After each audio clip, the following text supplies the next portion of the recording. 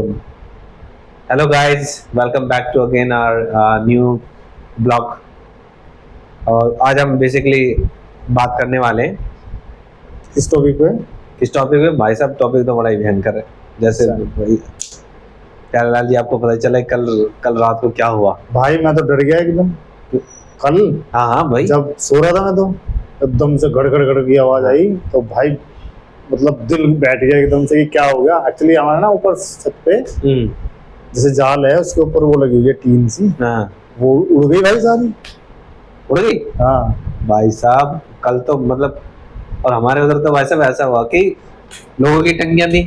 अब गर्मी में वैसे ही टंकियों के अंदर पानी तो ना के बराबर रहता है, तो जिनकी में टंकी में पानी था वो तो रह गई, और जिनकी ब्लैंक थी वो तो सारी की टंकियां एक पड़ोसी के दूसरे घर, जिसके घर 11,000, जिसके घर 1,000 लीटर का टैंक था, जिसके उसके जो छत पे लगाते हैं टैंक। हाँ वो उड़ गए उनके 2,000 के टैंक हो गए दूसरे पड़ोसियों के घर में।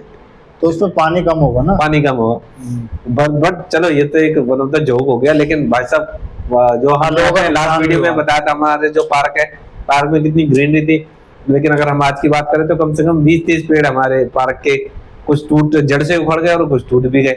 अच्छा, आप उसको जानते नहीं हो, विक्रांत मलिक को? हाँ, विक्रांत मलिक। उसने क्या किया, अभी मेरे पास फोन आया उसका। उसने क्या किया, उसकी बलेनो गाड़ी थी। हाँ और वो ऐसे उसकी फैक्ट्री के सामने उसने पार्क की और ऊपर से कोई दीवार गिरी और पूरी ईंटें उसके दीवार के ऊपर, उसकी गाड़ी के ऊपर से दीवार की पूरी ईंटें। और वो बोला कि एक बार में अगर हो जाता तो कुछ नहीं होता। हाँ। वो बार बार बार बार बार बार गिरती रही। हाँ। जैसे एक झोंके में 4 ईंटें गिरी, फिर दूसरा झोंका आया तो 10 गिर गई, फिर तीसरे में पूरी दीवार ही गिर गई।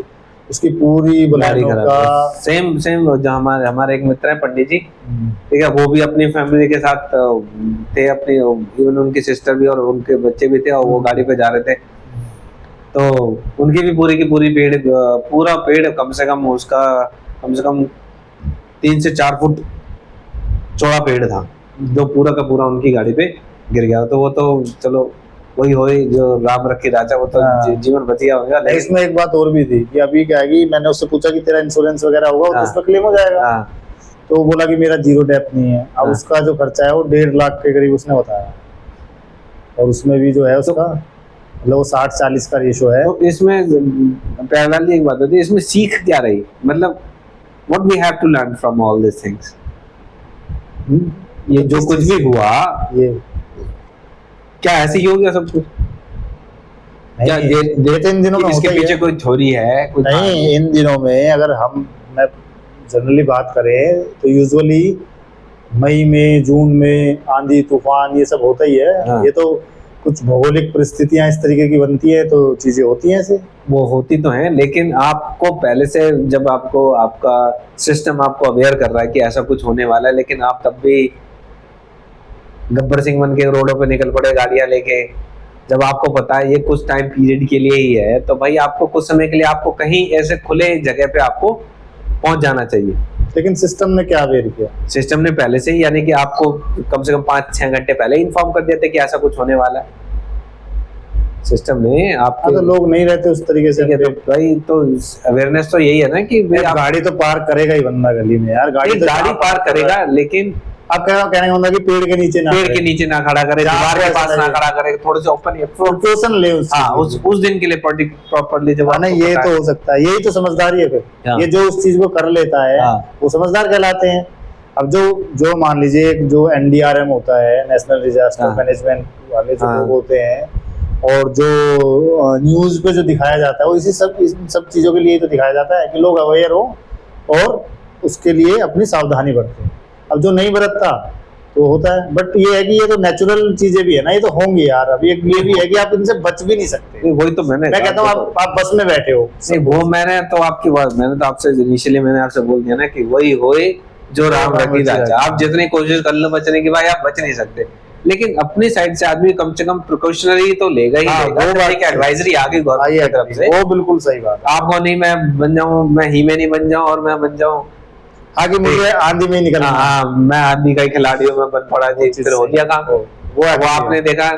अब जैसे कि वो वन ऑफ द एग्जांपल की हमारे ओल्ड फरीदाबाद में एक बंदा बेचारा अपने घर में बैठा था, पता नहीं उसके मन में क्या है, चलो भाई स्कूटी अपनी साइड में लगा दे।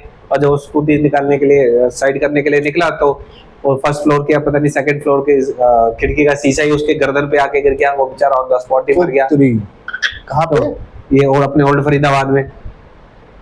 तो अब बताओ फिर।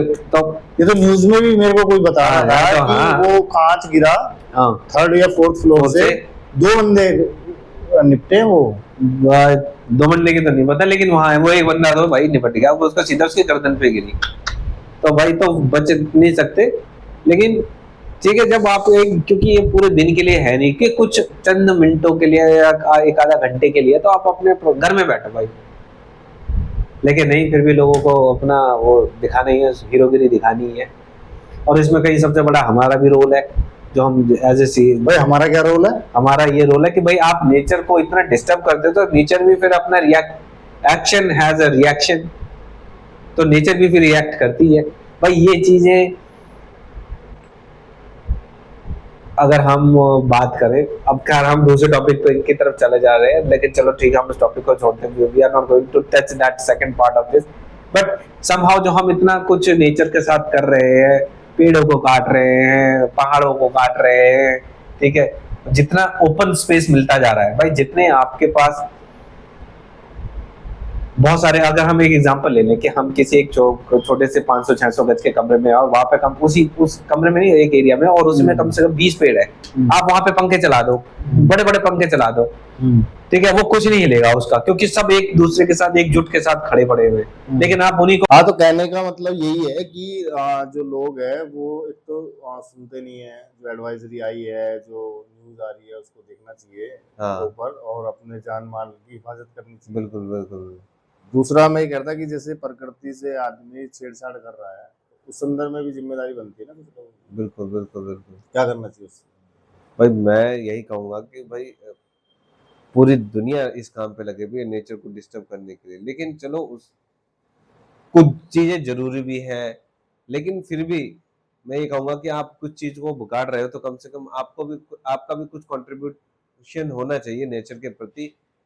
मेरा मतलब है कि कम से कम हर एक व्यक्ति को एक पेड़ तो अपनी लाइफ में लगाना ही चाहिए। और ना ही केवल लगाने के लिए नहीं, उसको अच्छी तरीके से, जैसे हम अपने बच्चों का पालन पोषण करते हैं वैसे उसको भी उस पेड़ पौधे का पालन पोषण करना चाहिए, ताकि वो उसके लिए भी भविष्य में फ्रूटफुल रहे और दूसरे लोग भी उसका फायदा उठा सके। अच्छा, एक चीज और भी है कि जो शायद इस चीज को जो मतलब 30, 35, 40, 45 प्लस के इंसान हैं या उससे भी ज्यादा हैं, वो ज्यादा चीजों को समझते हैं।